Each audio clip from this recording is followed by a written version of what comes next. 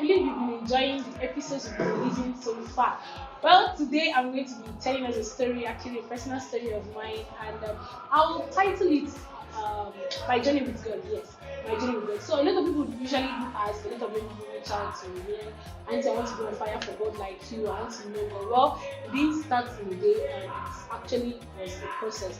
So, about 60% of young people, I was going into a Christian home, and I was a good girl, so to say. So at least I was trying to obey my parents in basic things, and the way how to put their parents to church on Sunday, and the rest of them.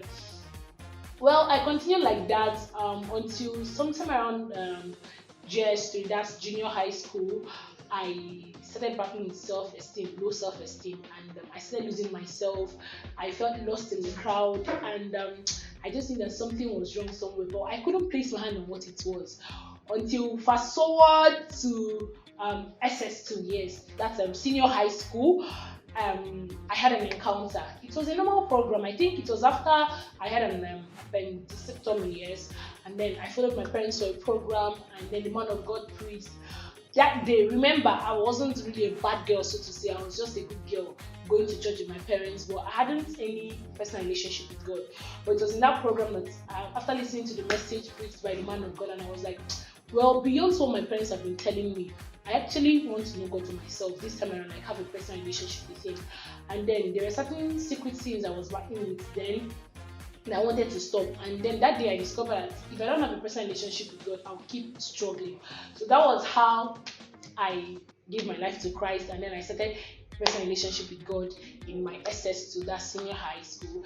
And I started that relationship, continued going. By SS3, I was done. But something funny happened. Not really funny, sir, but something spectacular happened.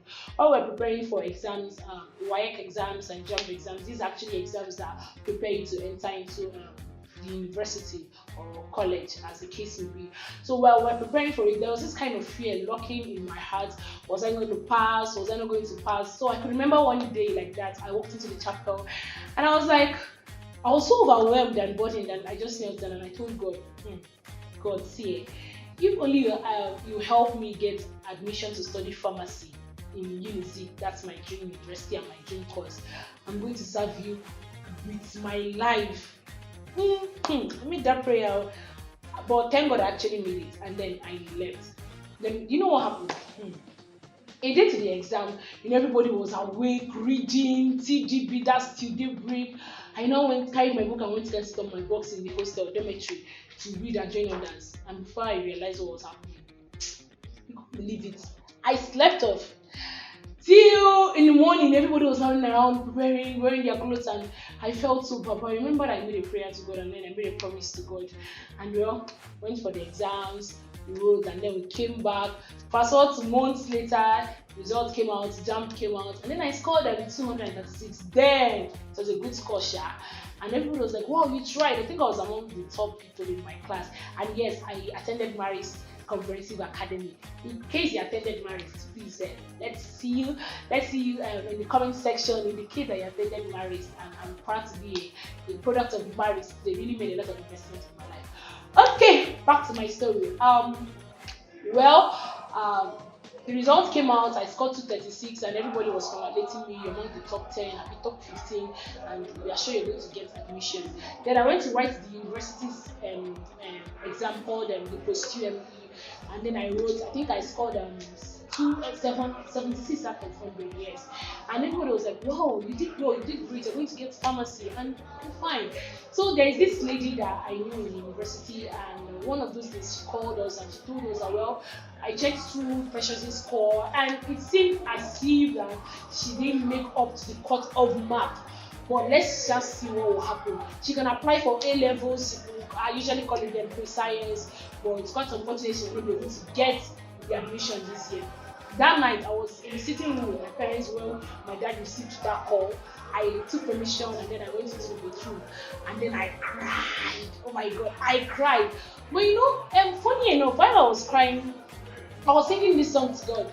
Thank you, Jesus. Thank you, my Lord. Whatever I am now, it is, so You should know that song. Yes, you are Nigerian, you should know that song. Well, after singing the song, I just told God, well, whatever will happen, let it happen. And my dad started making plans for A level. Other people were like, go to the university, see one lecture or the other, you could pay and then they'll give her admission. But my dad said no, like God doesn't give me admission this year, then let it be that it's not his will. Next year I will try again. And that was how I left it. And my relationship with God continued until I got into the university. That's a story for another day. But then I could remember one of those nights after school, I and my siblings, when I was in secondary school actually. So while awaiting admission into the university, I and my siblings we do attend charismatic fellowship then. So on that particular day, we got this instruction that every youth should engage in midnight prayers and make sure you participate in the prayers and So we went home, we told our parents. My mom was like, fine, I'll wake you people up. And that night, I think it was a Friday night, she woke us up and then we prayed. We prayed for everything. I think it was even my younger sister that prayed. Said, Lord, please remember Precious' admission and grant her admission to study pharmacy music and say the way we slept. We woke up in the morning and lo and behold, hey, I got admission. It was so miraculous because we had already given up. My parents already given up, and my mom was like, "Please, people should hurry and go and print her acceptance letter before they will change their mind." That kind of thing. But thank God I got admission. And but then something happened while I was waiting for admission. Somehow, carelessly and ignorantly, I got into pornography. Yeah, and remember I was still a church girl following God, but I don't just know how that thing happened. Okay, yes, I remember. I started with romantic novels, those big romantic novels. Because I wasn't doing anything then at home, I wanted to keep myself busy. I started reading those big romantic novels, and I had a very graphic memory, so I'll usually play whatever I'm reading, and that was how pornography got hold of me.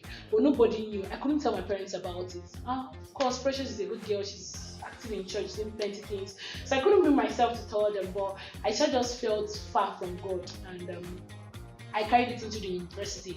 But the thing is that for every day, I remembered I made a promise to God, and I was still begging God for mercy, asking Him to help me.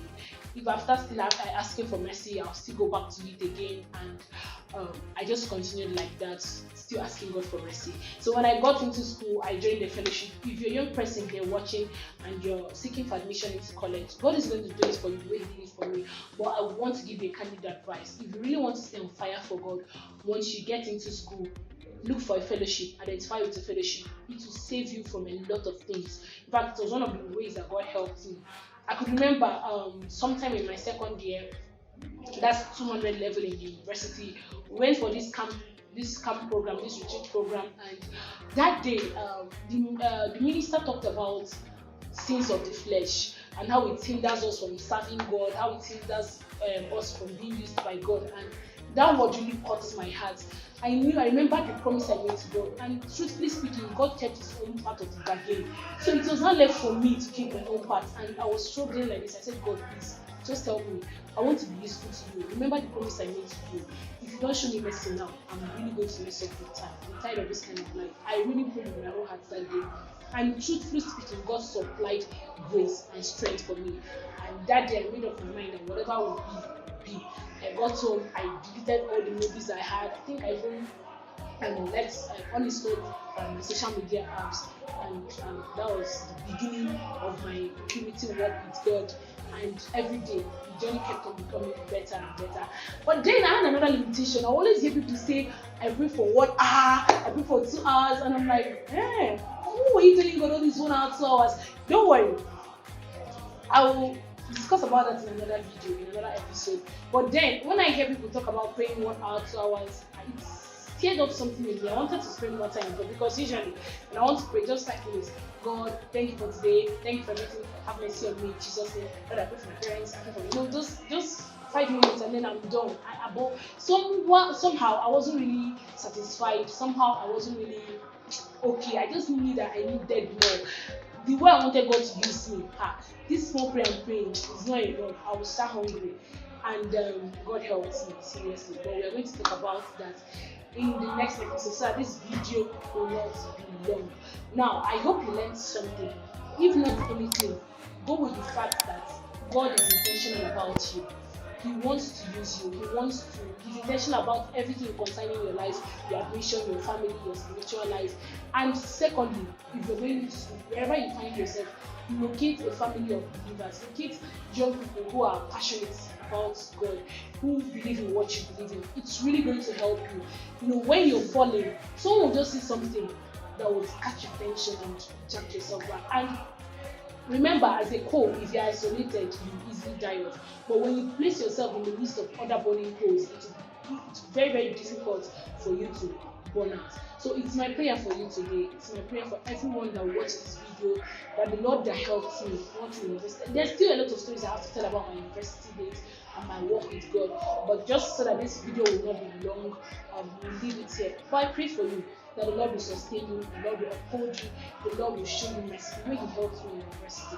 It's my prayer for you that the Lord will help you. He will surround you with the right set of people that will draw you closer to Himself in the mighty name of Jesus.